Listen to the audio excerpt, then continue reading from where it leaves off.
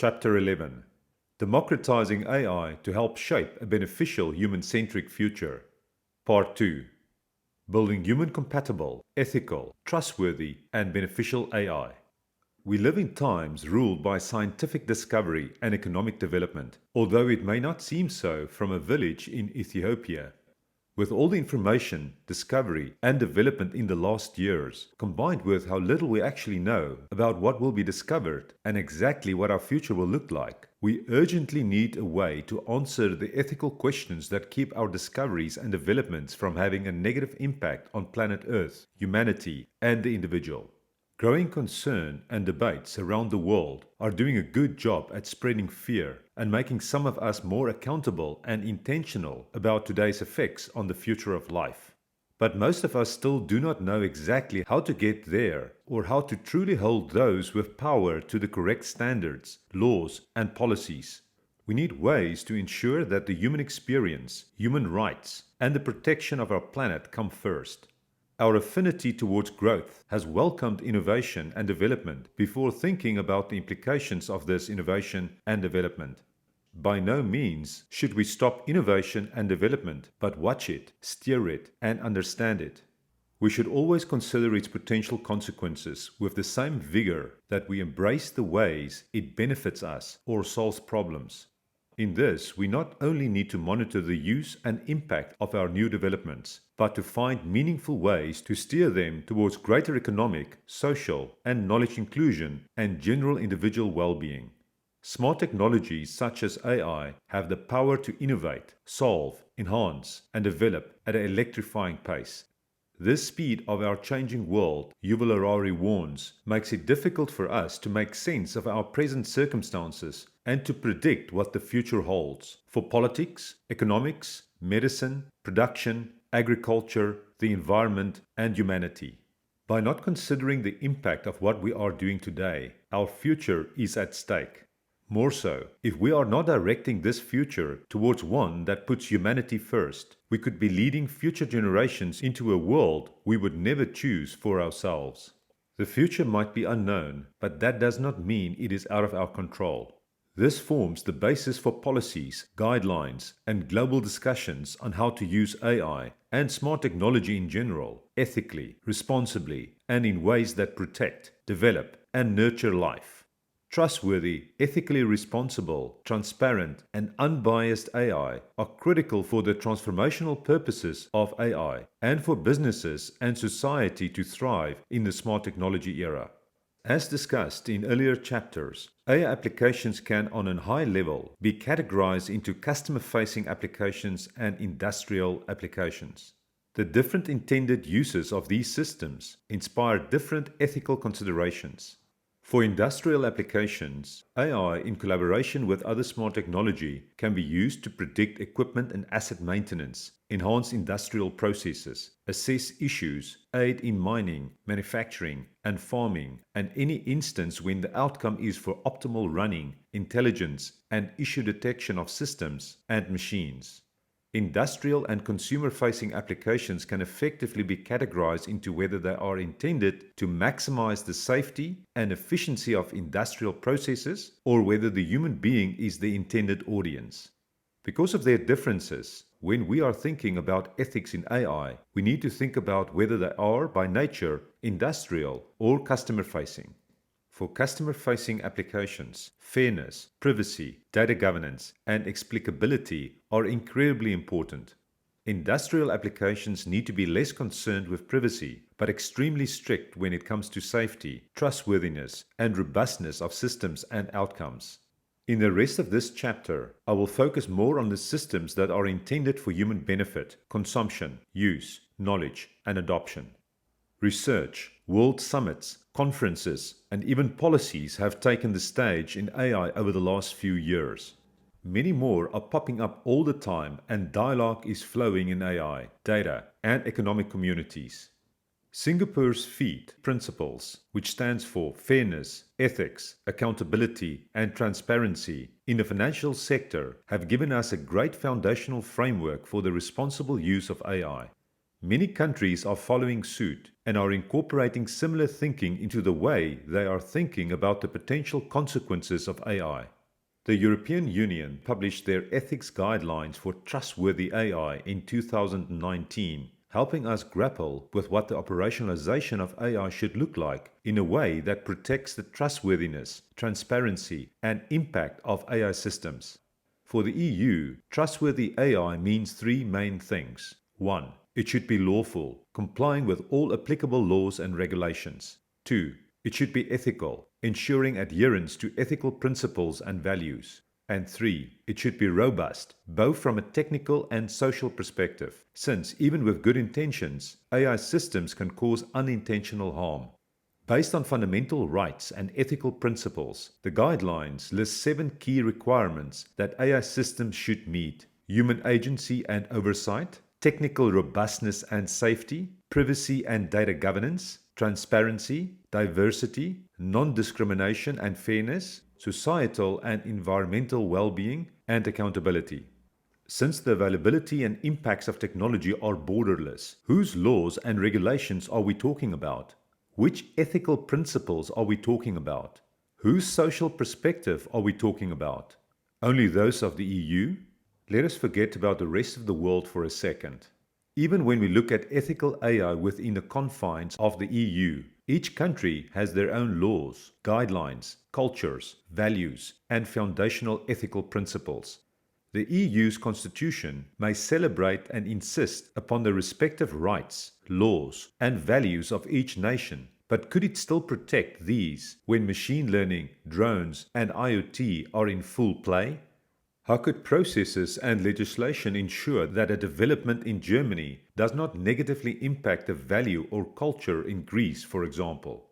It gets even more complicated when we look outside the EU and expand our horizon to the rest of the world. The digital economy is one where trade, services, information, and work have no boundaries. Data and AI applications in one country might infringe human rights in another country.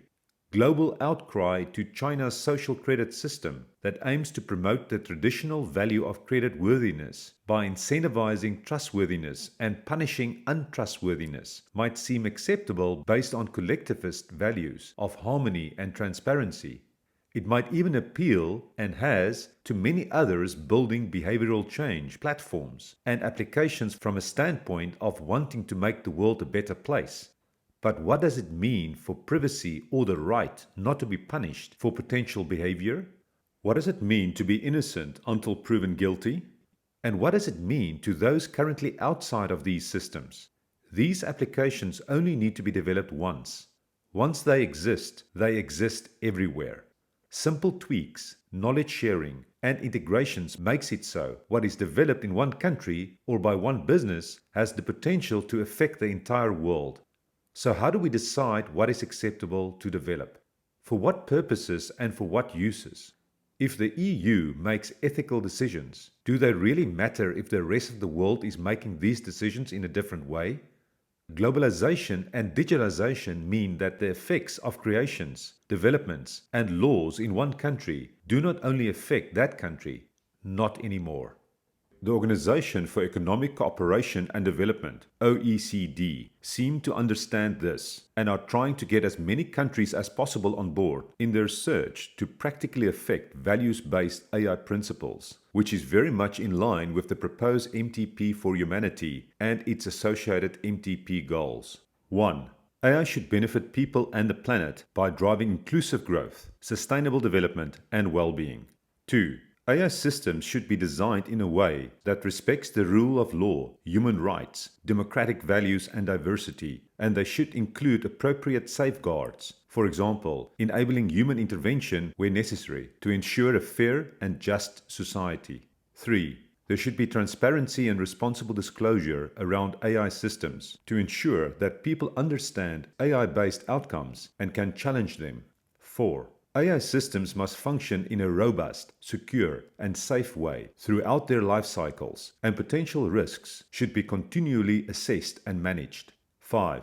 Organizations and individuals developing, deploying, or operating AI systems should be held accountable for their proper functioning in line with the above principles. But again, we run into the issues when looking into the practicality of applying these rather idealistic theories. Whose rule of law? Whose human rights? Whose interpretation of democracy? And what about those who do not govern democratically? Is it safe to leave anyone out of the principles, guidelines, or laws that really affect the entire world? If the very nature is unclear, impractical, or does not allow for and account for practical adoption throughout the world, then we're dooming ourselves to theory with no actionable outcomes. Let us turn our attention to the Foundation for Responsible Robotics, FRR, and Deloitte, who are developing a quality mark for robotics and AI that aims to ensure the responsible use of robots and AI. In the development of products and systems, if people have not paid attention to privacy, transparency, fairness, and accountability, their product will not pass. The FRR wants the quality mark to inspire worldwide regulation and to help shape the way people are thinking of the impact of their products and systems. But have we defined and agreed upon what transparency, privacy, fairness, and accountability mean to the world? Do we have a shared consensus?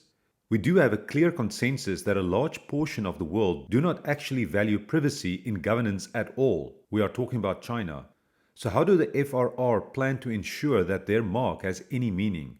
As we wait for regulated international standards for AI from ISO, International Organization for Standardization, which echo the sentiments that responsible and ethical AI is paramount for a free, fair, and developed world, can we hope that these will be able to be actioned and governed by all countries and all organizations?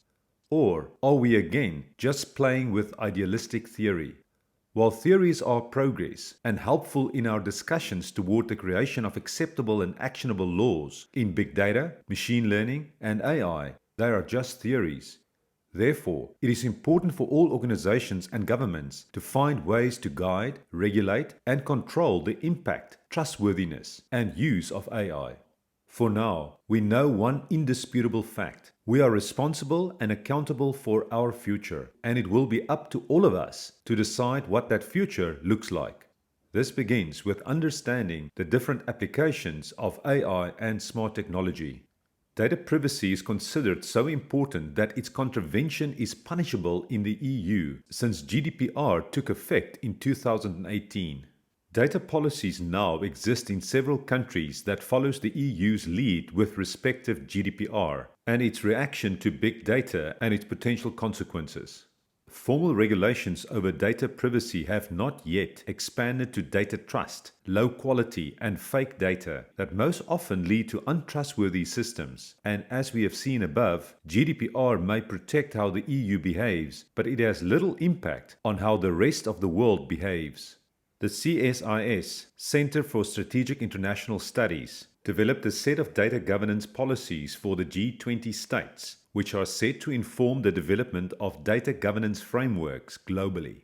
The CSIS sum up the need for their data governance policies and why policies such as GDPR created in vacuum might fail. First is the need for consistency, interoperability, and coordination of the myriad international, regional, national, and local laws and regulations that impact data. The data ecosystem is fundamentally global and cross-functional, and gaps and inconsistencies between the jurisdictions create uncertainty and limit the tools available to address harmful uses of data. Second, existing rules and frameworks and the current debate around data governance often focus almost exclusively on personal data and privacy, with little thought to broader impacts of data, for example, competition, mobility, and trade. Third, most existing data governance frameworks and much of the global debate around data governance focus on controlling access to data instead of how it is used. Fourth, these debates are often framed around the rights and freedoms of data subjects at the expense of other stakeholders and society broadly. We see how vital it is to consider not only our countries, but the entire world when attempting to create laws around data. This aside for now, when looking at data governance, we are often referring to the data that has been collected in bits from people's online footprints, public information, or information we have filled in on forms from organizations and businesses that serve us. It is easy for this to be incorrect or contradictory, especially given that devices are accessed and used by multiple people, false information is given, or information is not updated.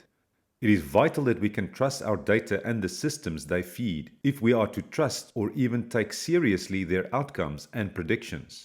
Even if the data has structure and can be verified, it can lead to incorrect or unethical decisions in the form of data biases. Data biases are the product of existing biases, either from the people developing the algorithms or the data's reflecting samples based on existing socioeconomic and other inequalities or injustices. Privacy is among the largest topics of discussion when it comes to data and AI, and we have dedicated some time to the importance and complexity of privacy elsewhere in this book. When there is still a lot to be done for data policy, regulation, and governance, and when the world has not truly tried to build a globally acceptable and actionable framework for data governance, how do we expect to have any control over the AI systems that this data is feeding? The answer is we cannot. But we will be able to if we make it a priority to focus on globally accepted and actionable outcomes. Good or just not bad? Depending on who you ask, you will get a different answer to the questions with respect to the rate of development and discovery. Some schools say we are going a lot slower than we think we are. Other schools say we are going too fast for most to catch up. The truth is that both might be true. We may not be as far advanced as we thought we would be by 2020, but the advances that we have made and are continuing to make have most certainly changed the way we live and the way we are expected to live.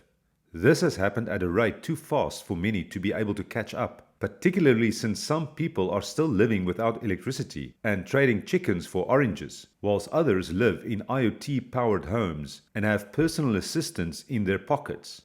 Whichever stance we take, there is no denying that the modern goal is growth, and since this growth affects us differently and we all have different responses, combined with the fact that there is little way to test the effects of our developments until years after they are adopted, if we are not directly trying to protect all life from harm, we are at a constant risk of causing harm.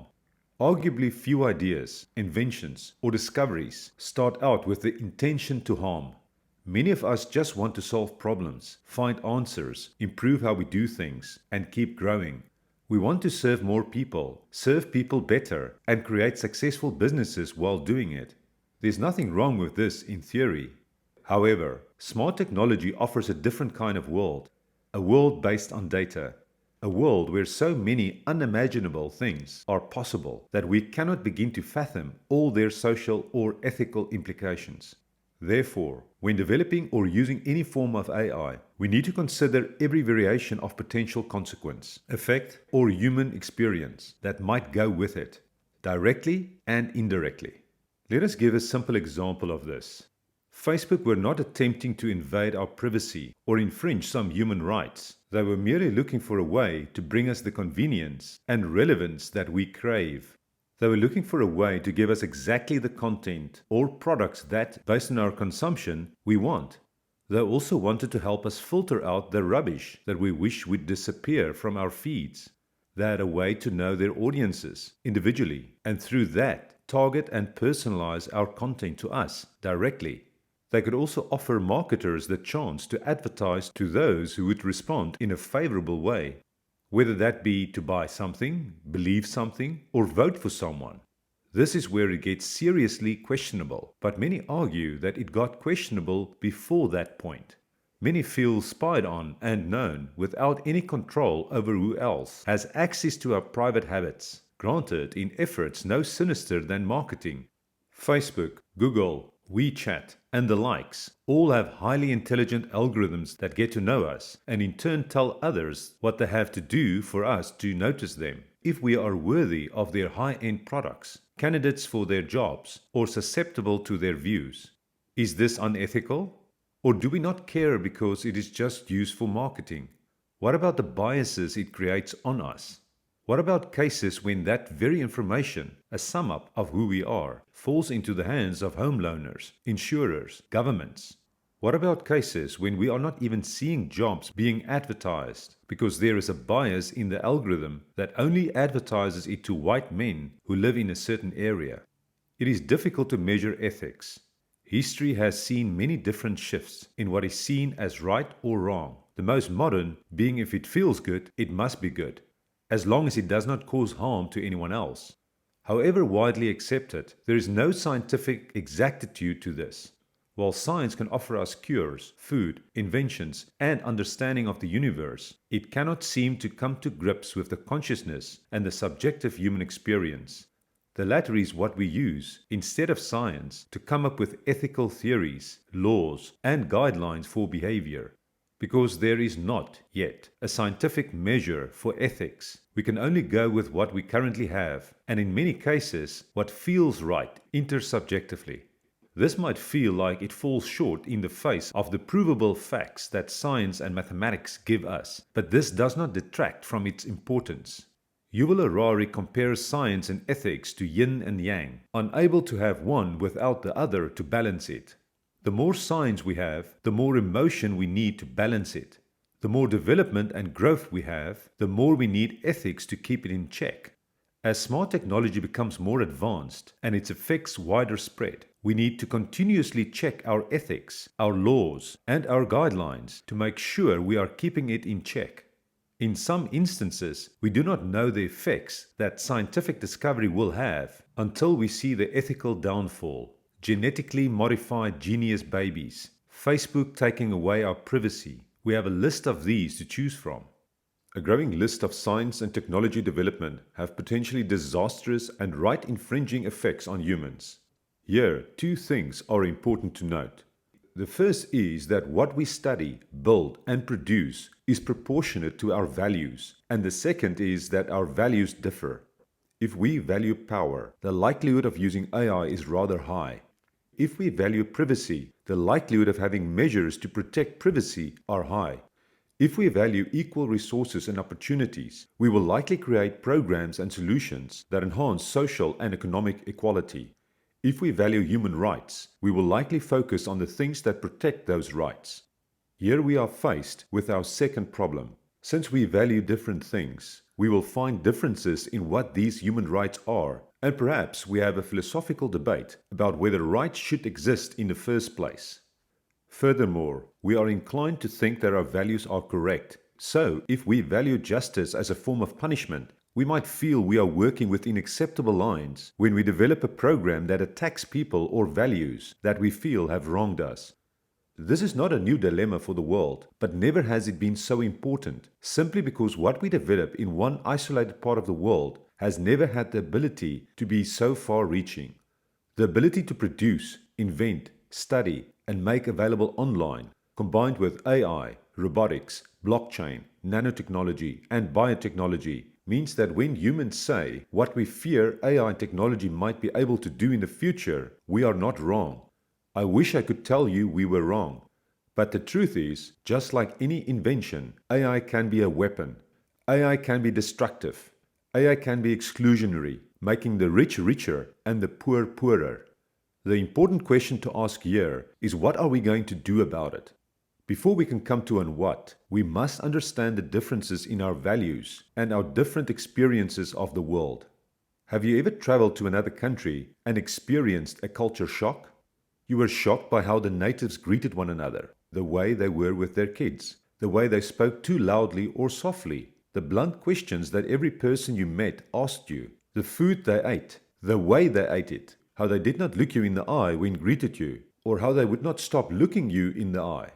How, when, and at what times they said please or thank you, the way they queued or did not queue at all. In some cultures, marriage is all about family and love is secondary. In these cultures, arranged marriages are not always seen as a sentence. They are just part of how you get what is ultimately valued, family. In some cultures, marriage is only about love, and people would not dream of marrying someone they did not love. In some cultures, it is disrespectful to look people that are older than you in the eye and in others it is disrespectful to not look anyone in the eye. Some cultures value community, support, or honor. Some cultures value individuality, privacy, and material wealth. Some cultures are entwined in their languages and have words for things the rest of us cannot begin to comprehend because there is no word for it in our own language. Whether easily visible or not, entire communities and nations have developed around different value systems. None are better or worse. None are more important. Some have more economic power and a louder voice, and so their values are heard, demanded, and spread. Others have little economic stability and a soft voice, so we tend to ignore that. No matter how different, they too have needs and ways and values. The former groups are among our global leaders, powerful countries, and thus included in our global society. The latter tend to stick to their own regions at risk of being invaded by more developed, louder ideas, products, and values. Sometimes we even have two conflicting loud voices in the former group fighting over who is righter and who will dominate the global market, narratives, and developments. This has never been fair or just. No one has ever been righter, just more powerful and louder. The only difference between now and the past is that globalization, hyperconnectedness, and the fact that the most powerful companies and countries in the world are controlling the global economy and developing products that will reach and affect or create bigger rifts and inequalities with the rest of the world in seconds, months, or just a few years. We saw it with colonialism, we see it with the imbalance of power and money in capitalism, and now we're seeing it cross borders and create an even greater imbalance of power in the world. One person with a knack for machine learning and a bit of money in his or her pocket can literally spread his or her product or idea around the world in days. This is a lot of power for one person to have and should not be taken lightly.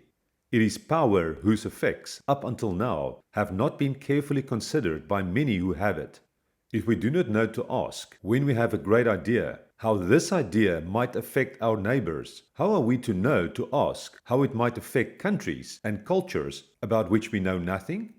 How are we to know how our own experience of the world and our own perception, values, and biases might impact others if we are to see our idea developed?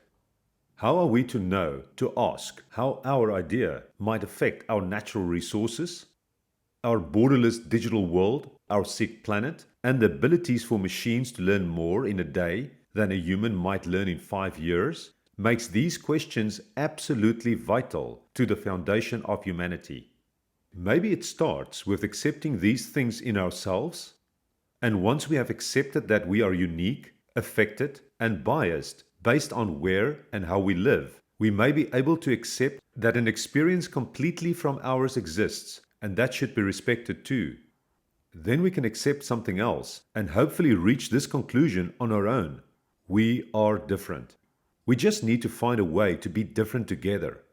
Different cultures, religions, regions, eras, and political affiliations value different things and experience the world in a variety of ways. When we are looking to human values and the individual experience in creating laws, policies, and procedures, as has been done many times in the past, we feel no need to look further than our own country, religion, general political affiliations, etc. Why would we? We assume that the reality that has been constructed by our surroundings is the reality. We then base the ways we formulate our values, beliefs, and fears on this reality.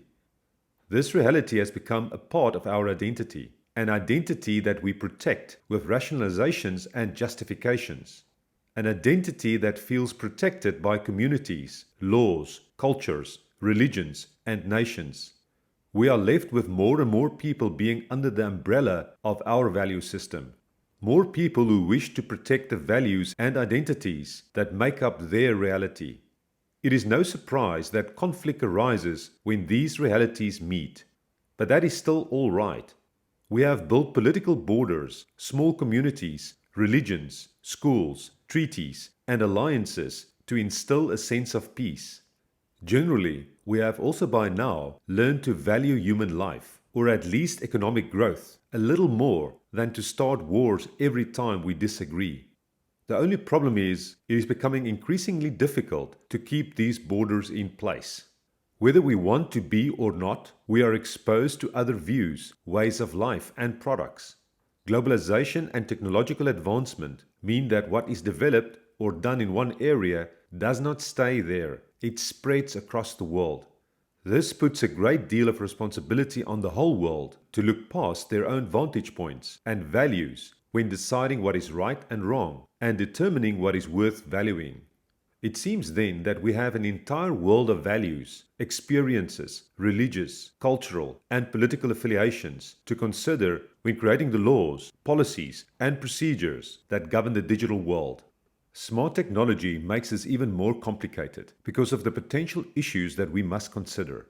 Is our data true, unbiased, and used only for approved purposes?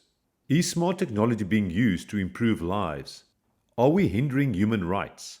If so, are the rights in our country the same as those in another? Are we accountable for our systems? Do they uphold privacy? Are we using it for good? Are we ensuring that our developments and systems do not cause further socioeconomic or ecological harm? Are we valuing individuals over the collective or the other way around? If we choose to decide this democratically, who wins? The Western view of individuality or the Eastern view of collectivism? Does privacy trump the common good? Does the individual right trump those of the collective? The Eastern or collectivist view seems to be that AI is a way to help and care for humans, improve our experiences, and make our lives easier. The Western or individualist view is more reactionary, reacting to potential threats in how AI might harm our personal freedoms and individual rights. Let us take an example of a care bot. The Eastern view may see value in the help, companionship, and service it can bring to those in need, while the Western way of thinking is more focused on the personal data it is collecting. Where is it going? Who is seeing it? How is it being used? One is focused on the individual's right to privacy and fairness, and the other is focused on harmony, collective good, and cooperation. This is not to say that either of these views is inherently incorrect, just that it is the way we see AI, and not what it actually is, that is being questioned. Partly because AI is just a tool in the hands of humans, and partly because we are the creators, we control what it is. So the way we see it really is quite important. Perhaps our contrasting views on AI and robotics arise from intrinsically different worldviews.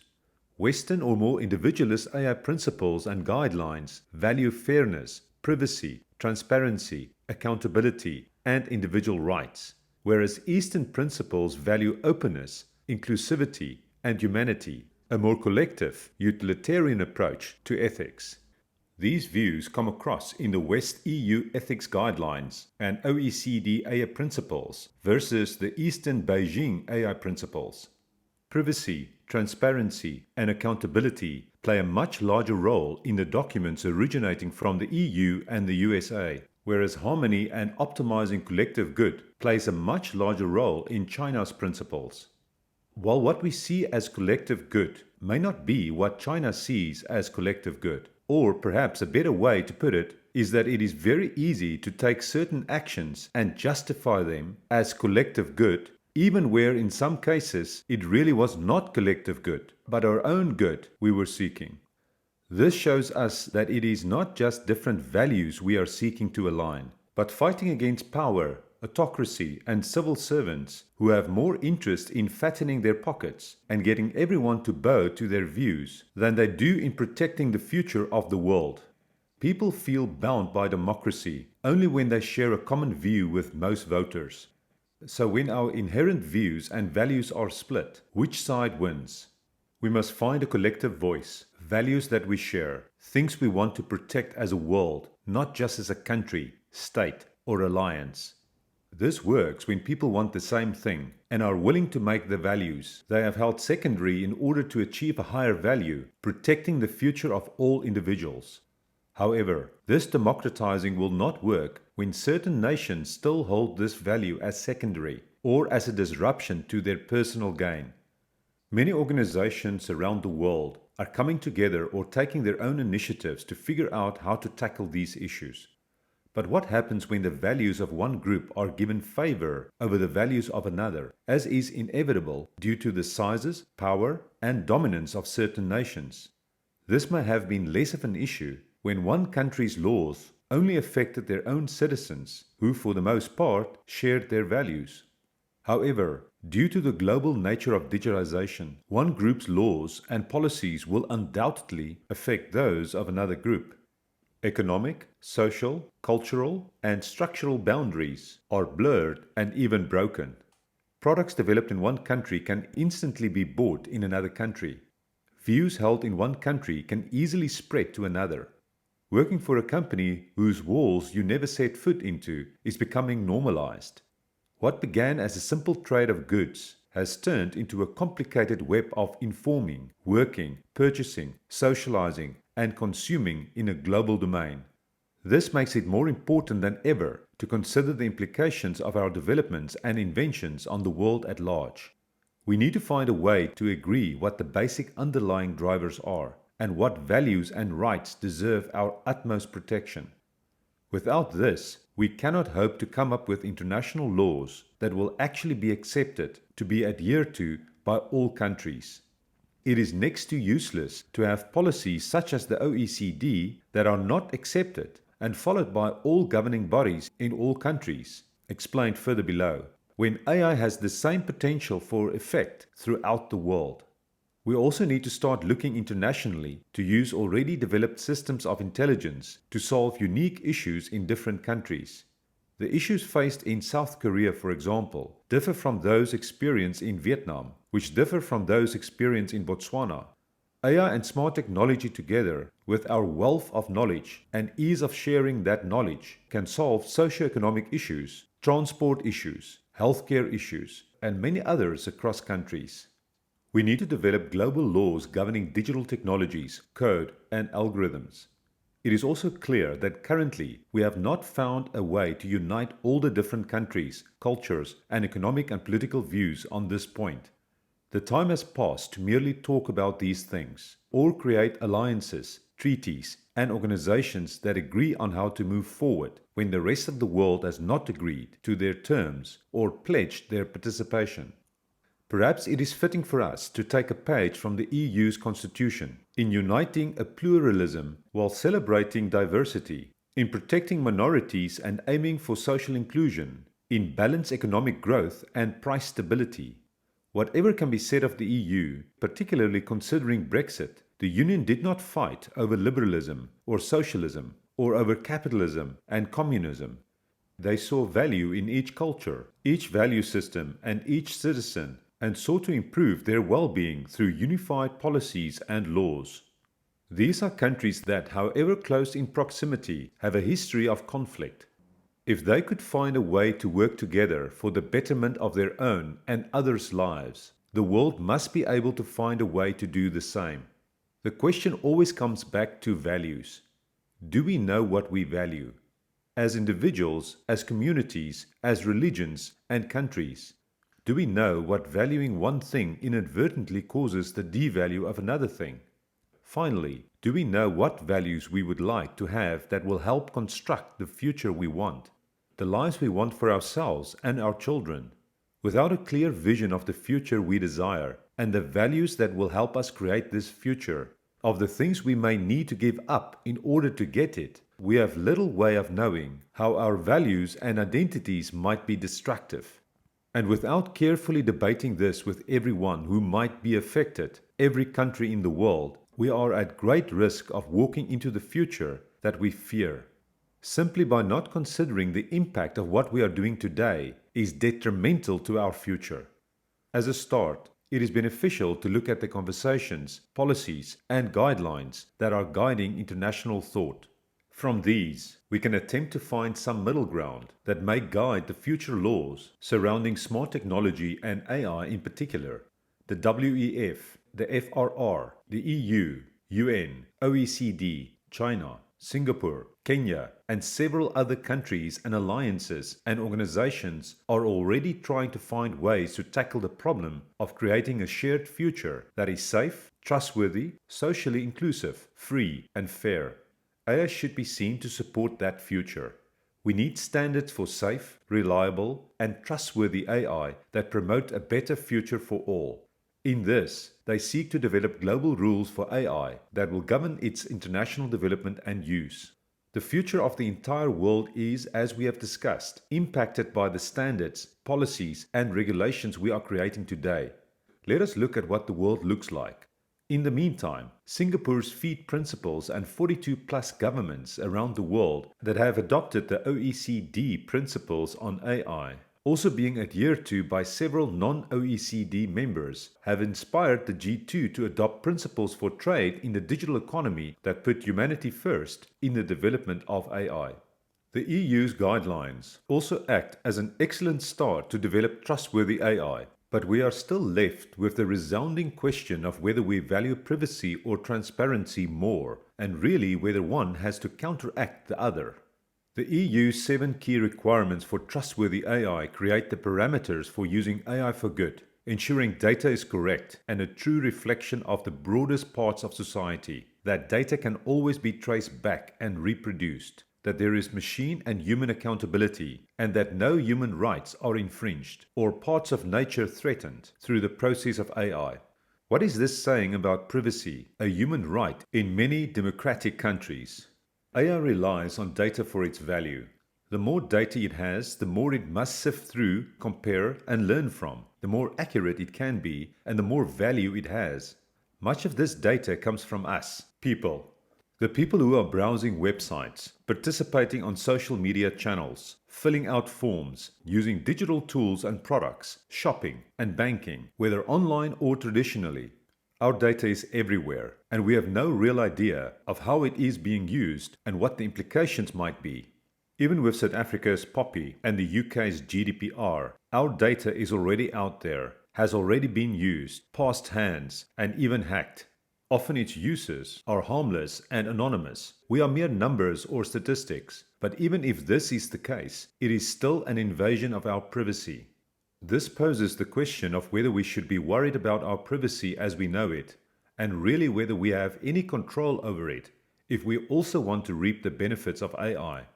More poignant is to ask ourselves whether to fight what will likely be a losing battle of giving up our privacy and what should be fighting for instead.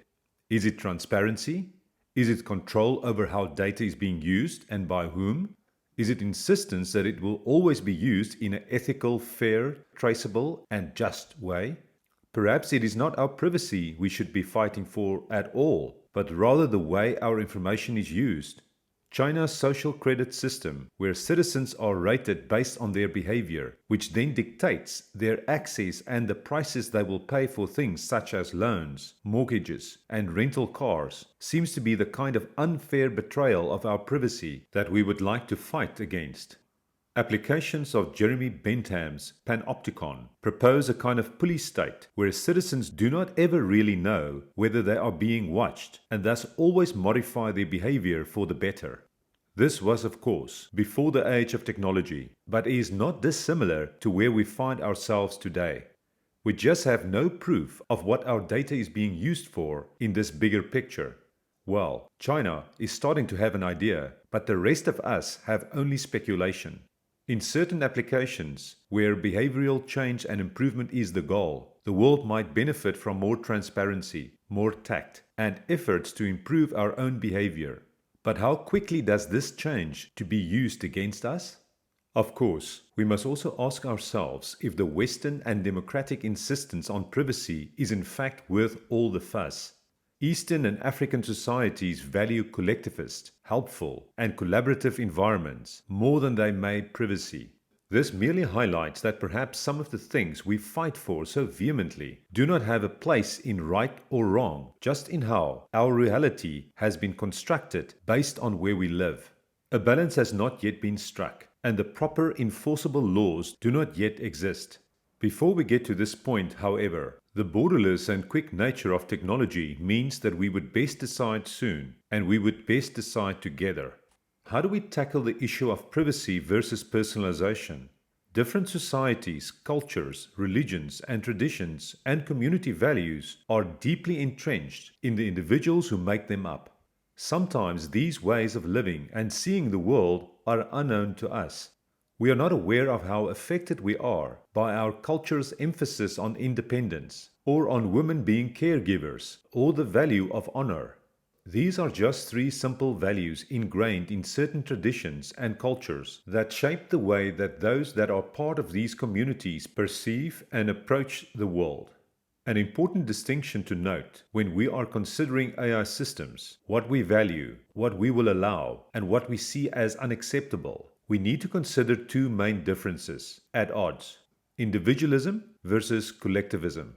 Let us consider social, political, and economic inclusion.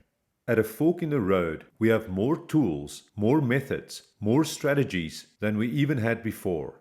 We have more ways to save the world and more ways to destroy it. It is not technology itself that has this potential. Humans do. We may not think that a minor action or decision made today will affect tomorrow, but we no longer live in a world separated by borders. We no longer live in a world where we must wait for information to trickle through networks. We no longer live in a world where the developments in one country remain strictly there. We live in a world of instant feedback, borderless collaboration, remote service, and constant information. We live in a world that relies on technology for all of this. Socioeconomic inequalities further impact if and how people benefit from and partake in the smart technology era. Where knowledge, skills, and opportunities thrive through smart technology, those without access are in danger of being more sidelined from meaningful participation in society and accessing the services that merely having a smartphone might allow. Furthermore, AI's ability to process data instantly and on an incredibly large scale, while AI-powered robots perform tasks that were traditionally strictly human, means that there are fewer traditional jobs for humans.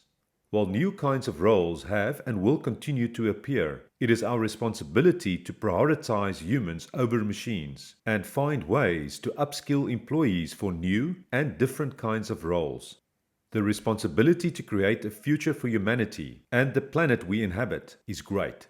If we are not directing our thinking towards using AI to bring out positive social changes, include more people in the smart technology era, and protect life and human rights, then the future is something to fear. However, if we are, and we are, then we can steer our future into something worth embracing. One of the questions that remains is whether we need to turn the existing thinking, policies, and guidelines into laws. There is much needed concern over the impact of technology on well-being. Facing our uncertain future, we only know that technology is a large part of it, larger than ever. We also know that, as the creators and developers of technology, humans direct its purpose and function. Humans are the intelligence behind artificial intelligence. We build the systems and hardware. We develop the algorithms to answer our needs and desires with the tools we have available. And we certainly have plenty of tools. Now, we must ensure that these tools are used to create and sustain successful businesses, of course, and to simultaneously improve and enhance the lives of those who inhabit the world. It is the age of social enterprise. It is the age where lines between public and private become increasingly blurred. It is the age where governments and organizations work closer together than ever before to improve the world. Technology's impact on well-being has even been calculated by McKinsey & Company, looking into the current ways of 4IR technologies and their potential to improve our general states of well-being. When looking at well-being from a job security, materials living standards, education, health, equal opportunities, and environmental sustainability perspective, AI and data are a clear front-runner in terms of impact, followed up by connectivity and platforms and then robotics. We do not just land here, in the place where the world is made better through all of our creations, developments, and innovations. We navigate here.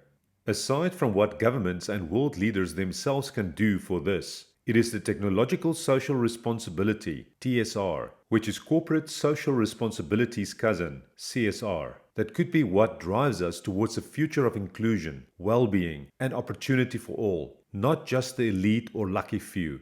All of this without being bad for business.